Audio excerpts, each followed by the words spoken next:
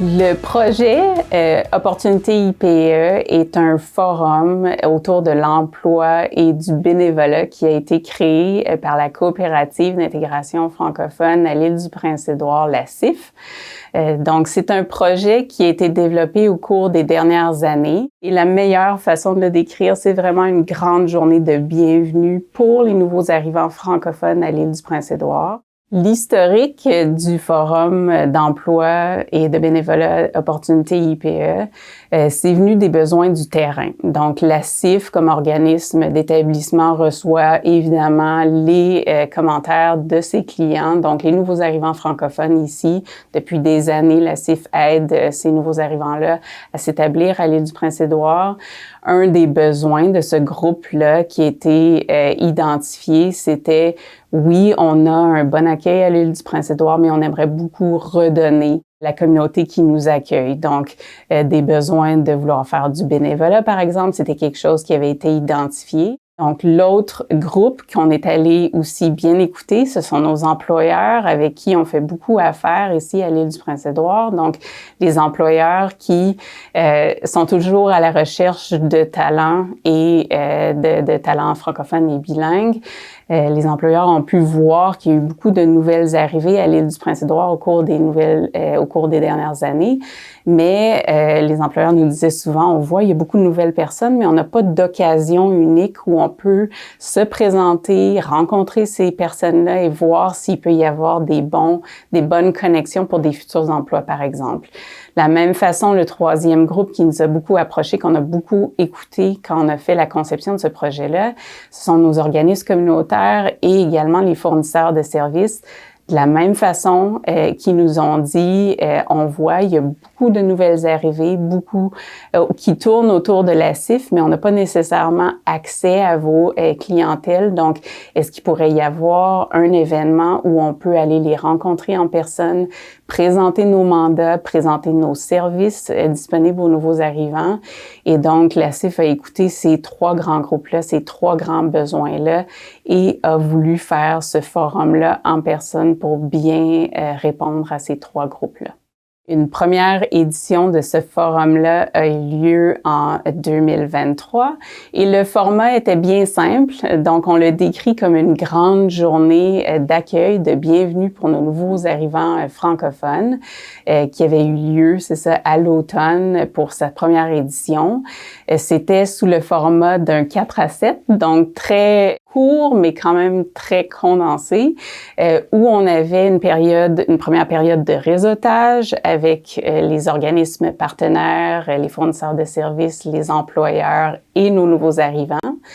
Également, ensuite, une portion de témoignages de nouveaux arrivants qui se sont déjà installés à l'île, qui pourront justement donner déjà une bonne aperçu de qu'est-ce que c'est vivre à l'île du Prince-Édouard pour les tout nouveaux arrivants qui viennent d'arriver. Et le format se terminait avec une autre période de réseautage après ces témoignages. Donc le forum Opportunité IPE est une pratique innovante parce qu'elle permet à des employeurs qui n'ont pas la chance ou parfois les moyens de se déplacer à l'international, comme dans des foires internationales de type Destination Canada. Ça leur permet de pouvoir rencontrer des candidats directement sur place et de manière locale. Des candidats qui sont souvent disponibles, qui possèdent un statut, un permis de travail, et qui peuvent être recrutés de suite. Ils peuvent les rencontrer en personne, directement, et découvrir des talents qui sont parfois, ou même souvent cachés, qui ont des compétences inattendues ou qu'on ne trouve pas forcément, ou qu'on trouve assez rarement à l'île du Prince-Édouard, et qui peuvent permettre de résoudre des problèmes de manque de main-d'œuvre ou venir combler des postes qui sont en besoin depuis très longtemps. De même pour les chercheurs d'emploi, que ce soit des personnes comme des travailleurs temporaires avec des permis ouverts de travail ou des étudiants internationaux, par exemple, ça leur permet de venir à la rencontre des employeurs locaux, qu'ils soient anglophones et francophones, mais aussi des organismes, et d'apprendre à la fois leur mission, d'apprendre leurs pratiques, d'apprendre mieux ce qu'est le secteur et les secteurs d'emploi en besoin, mais aussi de trouver des opportunités parfois de bénévolat ou d'intégration et d'engagement dans la communauté francophone. L'aspect bénévolat différencie ce forum d'un forum régulier d'emploi. Cet ajout a su attirer l'intérêt des nouveaux arrivants qui sont souvent en quête de connexion communautaire, mais aussi d'organismes qui seraient nécessairement peut-être pas prêts à offrir des emplois. On a aussi la section témoignages, qui est un point fort de l'événement. Cela permet aux nouveaux arrivants installés depuis un peu plus longtemps de venir partager leur expérience à propos du bénévolat ou aussi leur parcours d'emploi. Puis cela vient beaucoup rassurer les nouveaux arrivants qui viennent tout juste d'arriver. Souvent, ils peuvent se projeter grâce à la diversité des profils de ces personnes qui viennent témoigner. C'est un programme qui est pratique et exemplaire parce que c'est la force de la table du RIF, donc l'ensemble des membres et des partenaires du RIF qui participent à ce forum-là, donc ceux qui lui rendent un petit peu unique. Et puis, il y a une mobilisation exceptionnelle de tous les membres, pratiquement tous les membres de la table du RIF autour de ce forum-là. Donc, pratiquement tout le monde participe depuis sa première édition. On a une vision collective par rapport à ce forum aussi. Donc, ce n'est pas l'initiative d'un seul organisme, mais plutôt un effort collectif où chaque membre apporte son expertise. L'île, c'est une petite communauté francophone qui s'organise très rapidement. Donc, quand on a bien exposé un projet comme Opportunité IPE, ce qu'on essaie d'avoir comme résultat, les partenaires s'alignent et veulent travailler pour bonifier le parcours des nouveaux arrivants francophones. Donc, le côté efficace, c'est qu'il n'y a pas beaucoup de ressources, mais il y a des organismes qui sont déjà bien outillés, qui ont déjà les ressources, eux, qui peuvent être présentés lors d'opportunités IPE. Et c'est ça qui rend le projet très efficient, c'est qu'il y a beaucoup qui est fait volontairement, donc pas nécessairement en apportant un budget important, mais les gens se déplacent, donnent de leur temps, veulent répondre à l'appel pour bonifier le parcours des nouveaux arrivants. Parce que le côté qui est très bien saisi des partenaires, des employeurs, des organismes communautaires, c'est que plus rapidement on présente aux nouveaux arrivants ce qui est offert, plus le sentiment d'attachement se fait tôt dans l'accueil aux nouveaux arrivants et plus la base d'accueil est large. Suivant la première édition du Forum Opportunité IPE, on a voulu sonder évidemment les 3 grands groupes qui ont été part à cet événement-là. Donc, il y a été un sondage qui a été envoyé à nos nouveaux arrivants qui ont participé à l'événement. Également, par la suite, on a fait un sondage vers les employeurs et les organismes qui ont participé à l'événement. Donc, à travers les multiples rencontres qu'on a avec nos partenaires, beaucoup de commentaires sont obtenus sur le terrain à ce moment-là. Donc, tout le long de l'année, jusqu'aux nouvelles éditions, on prend le pouls des partenaires qui participent à Opportunité IPE. On a des suggestions, des suggestions de format, d'adaptation. On a fait même des éditions spéciales suivant les commentaires obtenus de certains partenaires.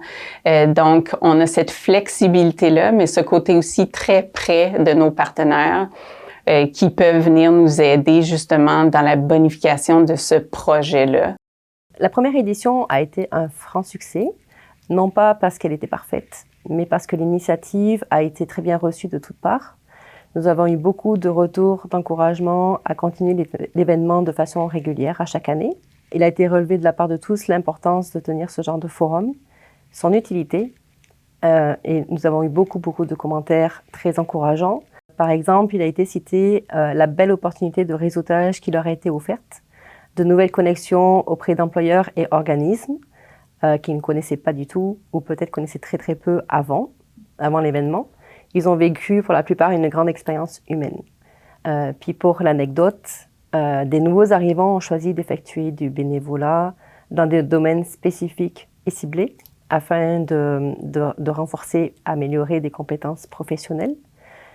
Puis il y en a d'autres, certains qui ont découvert et se sont trouvés de nouveaux intérêts dans des domaines qui leur étaient totalement inconnus avant, puis qui ont pris goût à ces nouveaux intérêts. Donc ce forum a eu des résultats très concrets. J'ai par exemple le souvenir des étudiants qui était venu me voir pour trouver du travail en construction. Alors, je l'avais invité à nous rejoindre sur le forum car y étaient invités les représentants et l'association des constructeurs de l'île de Prince-Édouard. Je les ai invités à se rencontrer. Il a partagé le CV que j'avais refait avec lui afin de m'assurer qu'il corresponde aux besoins du marché. Ils avaient été très intéressés par son profil, mais en naviguant parmi tous les exposants qui étaient présents, dont un autre employeur qui était la petite enfance, il a vu qu'il y avait une opportunité de travail temporaire qui correspondait à ses horaires de disponibilité et qui pouvait lui être ouvert malgré qu'il n'avait pas de certification ou d'expérience en la matière. Ça a pu lui permettre de développer une expérience dans la petite enfance. Il a été recruté, il a eu une mission pendant quelques semaines, même quelques mois. D'après les dires de l'employeur, ça a été une rencontre très fortuite puisque c'était un besoin qui était vital et même nécessaire au moment du forum Opportunité IPE. Et ce profil serait passé totalement inaperçu s'il n'y avait pas eu cet événement pour rejoindre et jumeler ces deux personnes, l'employeur et l'étudiant international. Donc, quand on a créé le projet pour Forum Opportunité IPE, on avait une idée, peut-être première, de combien de nouveaux arrivants on voulait inviter. On avait pensé une trentaine de personnes, de nouveaux arrivants qu'on pourrait avoir pour cette première édition-là. Du côté des employeurs et des fournisseurs de services, on avait identifié environ une quinzaine de participants. De ce côté-là, la réponse a été oui, on a bel et bien rempli les exposants, le nombre d'exposants. C'est surtout du côté de la participation des nouveaux arrivants. On s'attendait pas à autant de réponses.